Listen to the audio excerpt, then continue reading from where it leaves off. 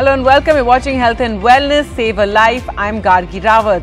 More and more people, even young adults, are suffering from sudden cardiac arrest. This is due to sedentary and stressful lifestyles. Now, without immediate recognition and CPR delivery, the chance of survival decreases significantly as each minute without life-saving interventions passes. It has been proven that bystander CPR improves the rate of survival by almost 50%. Save a Life is an initiative through which people will be made aware of the early signs and symptoms of cardiac arrest so that patients can get to the hospital in time and also be trained on giving CPR if the need arises. Today we have with us eminent cardiologists who can help you understand sudden cardiac death and the role of CPR to revive and save a life. You can also WhatsApp us your questions. The number is on your screens there. We have with us today Dr. Avdesh Narayan Khare, the consultant interventional cardiologist, Dr. Avdesh Narayan's Clinic Bhopal, Dr. Sachin Hundekari, Synergy Heart Institute, PCMC Pune, Dr. Hundekari's Elite Heart Clinic and Pathology Lab Pune, and Dr. Amit Munjal, consultant interventional cardiologist, Munjal Heart Care Center, Fatehabad. Thank you so much, doctors, for sparing your time and joining us on the show this afternoon. Dr. Munjal, first to you, cardiovascular diseases have now become the leading cause of mortality in India. Why are Indians more prone to cardiovascular diseases?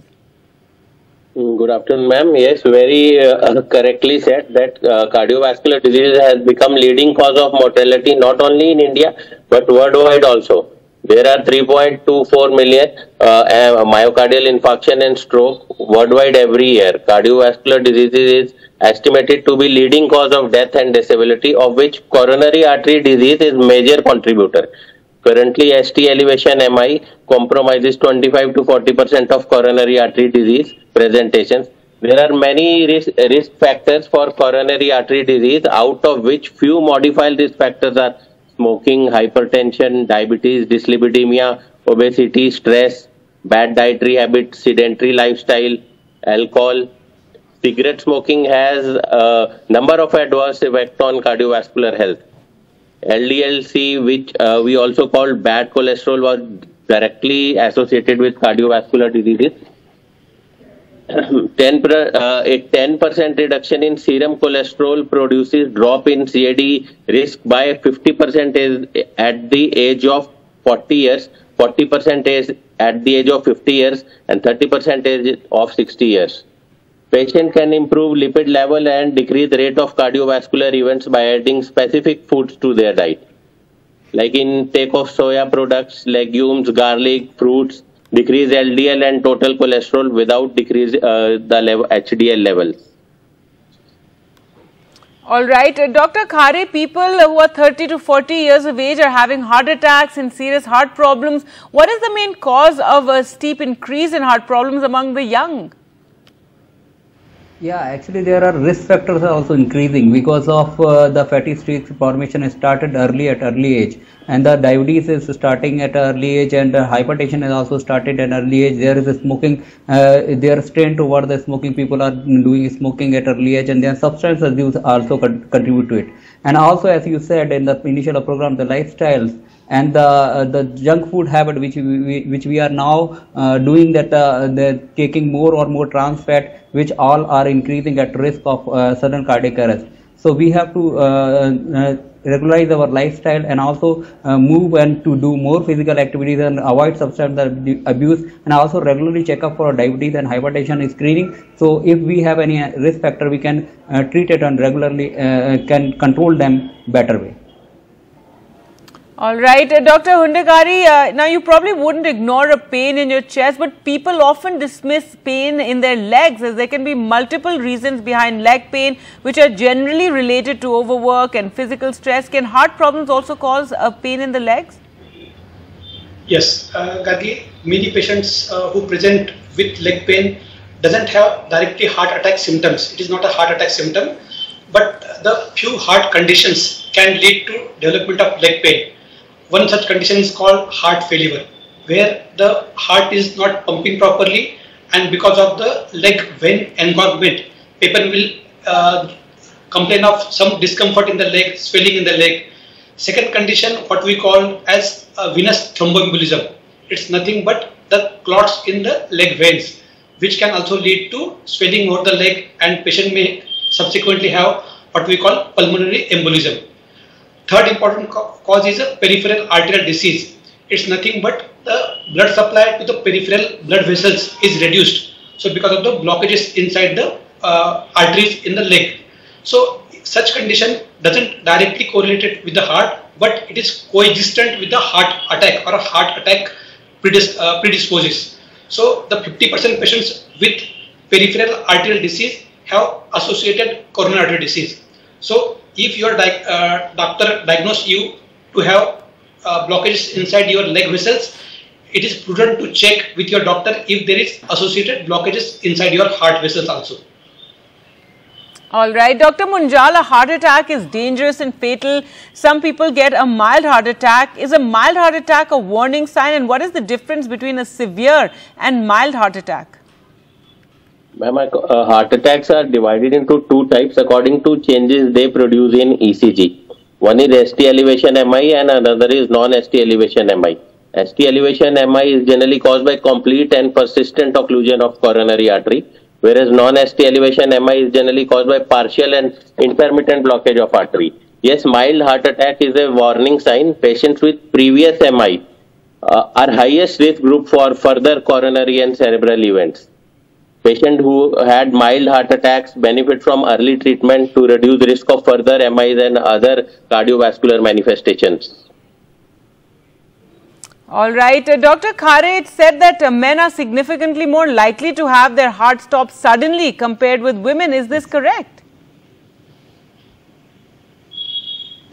Yes, it's true. The men are more likely to develop heart attack because the females are protected by their female hormones, which actually protect them. There are less chances because of the most of the sudden cardiac arrest or the heart attack is because of the heart attack. So they are having this favorable female hormone which protect them from the this heart attack at earlier age. But at the age of after 55 years of age, there are less chances. The chances become equal. And also there is some sudden cardiac arrest because of this hypertrophic obstructive cardiomyopathy, which is also common in men. So what the other things are common in men and female both, but because of the most of the sudden cardiac arrest because of this coronary events which are common in men, so that is why the men are more likely to risk for the sudden cardiac arrest because than female.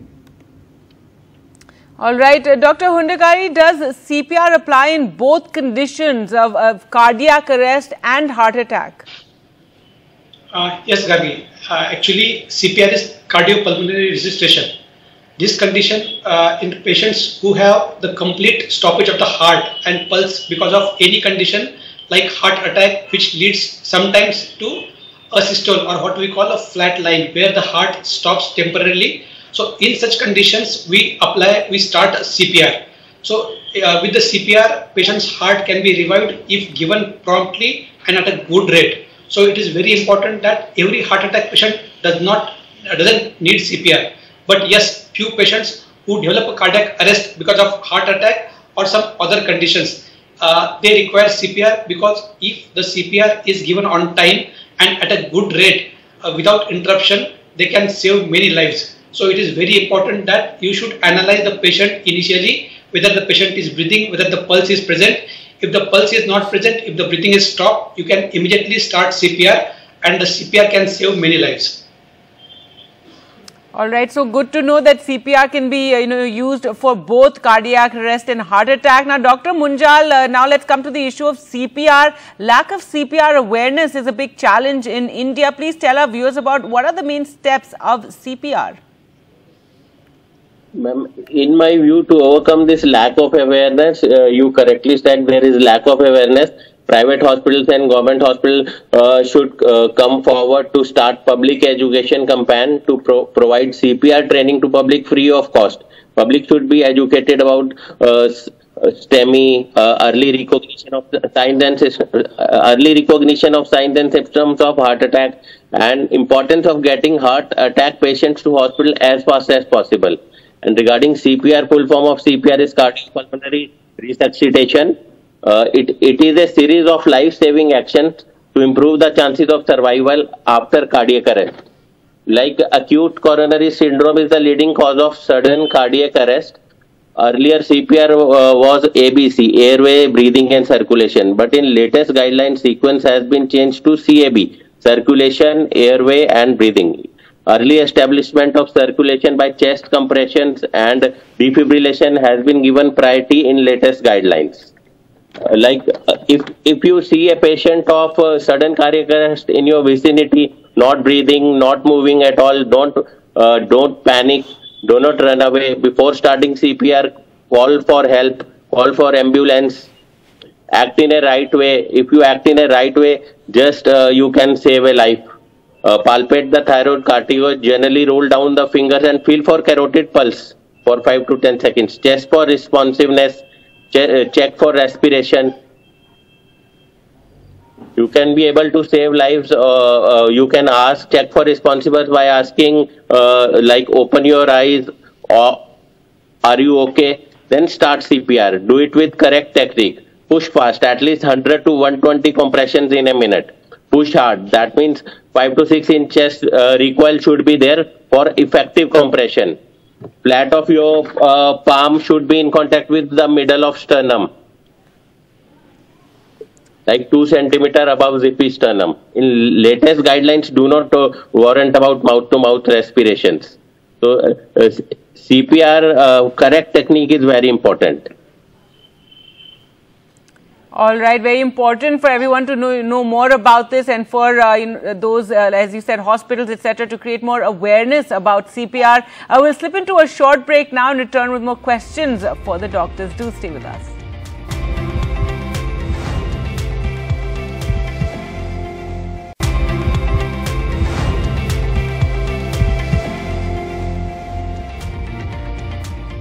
Welcome back. You're watching Health and Wellness. We're talking about heart health and CPR, and let's go across to our panel of doctors. Dr. Khare, before the break, we were talking about how you can, the process of CPR. But if you can tell us, can you damage someone's heart if you perform CPR while it's still beating? Yes, we should not worry about the complications. Actually, we are reviving the patient who is already dying. The CPR is cardiopulmonary resuscitation. You are actually reviving the patient. So never worry about the complication. And the actual damage of heart is very rare. Actually, the compression can lead to the rib cage, which can break. The rib bone can break. And so this is actually when the CPR is effectively, it is bound to get break, because we are externally compressing the heart to maintain the circulation in the brain. So we have to break the bones in the rib cage. So that is common, and we should not worried about it. There are other organs can also be damaged if they are brittle, like if or there is underlying disease like liver can be damaged. There is a laceration in the lungs. There could be laceration in the spleen. But the heart damage as such is rare. But there could be pericardial effusion. Some other complications can happen. So those are also rare, but the most common complication is breaking of the bone and the broken of the rib cage. So that is going to happen. We should never worried about that thing, because we are going to save someone's life. So never worried about complication. Go ahead with the CPR whenever you think that the patient is collapsing because of the heart is stopped beating. Just start CPR immediately. Call for help and immediately start CPR. As the sir has already described, do more than 100 beats per minute and start doing something. It should be effective. It should be such a way that you compress it and the cage of the ribs should be break down, so we can actually compress the heart externally. All right, Dr. Hundekari, how does an automatic external defibrillator help a person who's in cardiac arrest? Yes, as Dr. Munjal just told about CPR, ABCs of CPR. Now the fourth component is D, so it is ABCD of CPR. So D is nothing but it is a defibrillator. It is automatic external defibrillator. Once we give CPR, the chances of survival of the patient is increased to 5 to 10%. But with addition of the defibrillator in the CPR, so it can increase the chances of survival by as much as 20%. So AED is nothing but an computerly programmed machine which is able to detect the rhythm of the patients and there are the few rhythms which are called shockable rhythms. Shockable rhythms means which can be shocked and the patient can be revived with the machine. So what is AED? It is nothing but a patch of an electrode that is applied to the bare chest of the patient, one on the right side, one on the left side. And after that, the machine will sense the patient's rhythm and it will see whether the patient's rhythm is shockable. So once it is shockable, so it will tell you to get away, and then you have to push a shock button. Once you put a shock button, it will give a shock directly on the chest wall so that it can transiently stand still and make the rhythm normal in the recent times. So it is very important that once you apply effective CPR, and if you after giving CPR, you have to reassess the patient's rhythm and see if aid is available. Initially, aids were not available easily everywhere, but now it is made available at railway stations, it is available in the airport, it is available in the gardens and public places. So with this CPR, we know that many lives can be saved, and with the effective application of AED, many more lives can be added. So it is very important to be aware of the AED, and it's used not for only for doctors or health workers, but it is also useful if we know the use of proper AED in the general population also. All right. Dr. Munjal, if you could tell us, what is the role of cardiac rehabilitation for patients who've suffered from a cardiac arrest? Cardiac rehab mainly emphasizes on overall risk factor and behavioral modifications. Purpose of cardiac rehab is to minimize the effect of cardiac illness, to increase functional capacity, decrease anginal symptoms, decrease disability, improve quality of life, and modify coronary risk factors. Cardiac rehab session should start within 10 days of discharge from the hospital. Medically supervised exercise-based cardiac rehab program is even safe for patients over 65 years of age. Cardiac rehab can be done in 3 phases. In phase 1 is early mobilization and patient education. Phase 2 is medically supervised OPD-based exercise program where patient can exercise 3 to 4 times a week and total 36 sessions in 3 to 4 months. And phase 3 is non-supervised, non-ECG monitored exercise program for at least 6 months, which can be done from home also. All right. Dr. Khare, if a person suffers from heart disease, what type of exercises should they do? And, there are also reports of people collapsing while exercising. So how important is this? Yeah, there are 2 types of patients who are at risk of developing heart disease, or who already have heart disease and their heart is compromised. So already, as I was told, that when there is this disease already there, then we should gradually start. But those who are healthy, are not having heart disease and they want to decrease their risk of their heart disease, they should do 30 minutes jogging. This is a moderate intensity jogging. Do not do run away and do strenuous activities which are actually harmful. And always the warm up is always important. So first do warm up, then do intensify your the exercise, and this intensity which is useful for the heart is at the 80% of your heart rate should be achieved, which can be, if you want to calculate it, 220 by minus your age, and then 85% of that which should be achieved. Not go for the strenuous activities, because which can sometimes lead to fatal. And those who are actually having this heart disease, their heart is damaged because of myocardial infarction or heart attack, they should avoid doing this strenuous activity at all. They should do the mild intensity exercise, or then gradually build up over the period of time with proper this guideline and with proper instruction. They gradually can increase, but never go for the highest intensity without taking another medication. Or there are sometimes patients having heart attack which the vessels are not revascularized, like they are not undergoing any revascularization procedure like angioplasty or angiography. They are still having some stenosis in their vessels.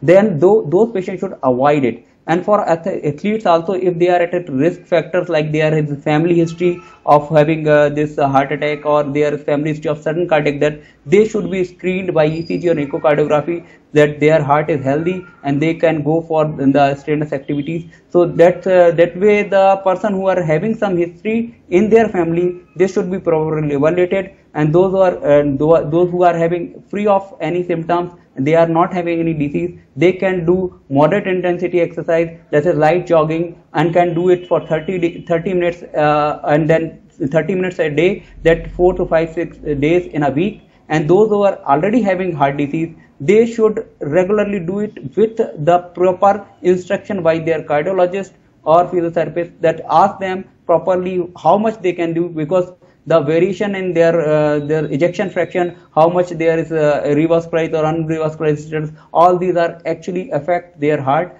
So this should be individualized rather than generalized. All right. And finally, Dr. Hundekari, is there a link between dietary cholesterol and heart disease? If you could explain that. Yes.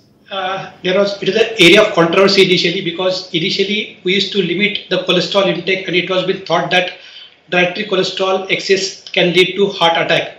But in the recent guidelines, once we see that American Heart Association from the late 90s, they have removed that restriction of dietary cholesterol for prevention of heart disease, because it has been seen that the high cholesterol level in the diet doesn't correlate with your bad cholesterol inside your blood vessels.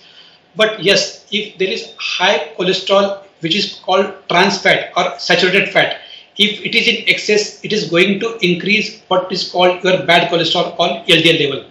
So that is dangerous. So it is advisable that you should restrict your saturated fat intake or trans fat intake less than 10% of the total food. And it is very important that whenever you are consuming anything in excess, it is going to deposit in your blood vessels. So even if you are eating more of carbohydrates or more of saturated fatty acids and trans fatty acids, which is commonly present in the red meat, it is commonly present in the bakery items, or it is in some dairy products. So excessive consumption of which can lead to formation of dense plaques, which is rich in the lipids, what we call is cholesterol. So that can become unstable, and these plaques we call as unstable plaques. And these unstable plaques can rupture once there is increase in the stress in the form of high blood pressure, increase in the mental stress also, physical stress also, and these are prone for rupture, and this can lead to development of heart attack. So it is dietary cholesterol level, although it is not having a linear relationship with your blood bad cholesterol, but yes, saturated fat and trans fat, if it is excess in the diet, can lead to development of blockages, and that can make your blockages unstable. So it is very important this dietary bad cholesterol should be kept under control. All right. Well, thank you so much, Doctor, for that, and doctors for joining us today, sparing your time to talk to our viewers about these very, very important issues. Thank you all for watching at home. Goodbye.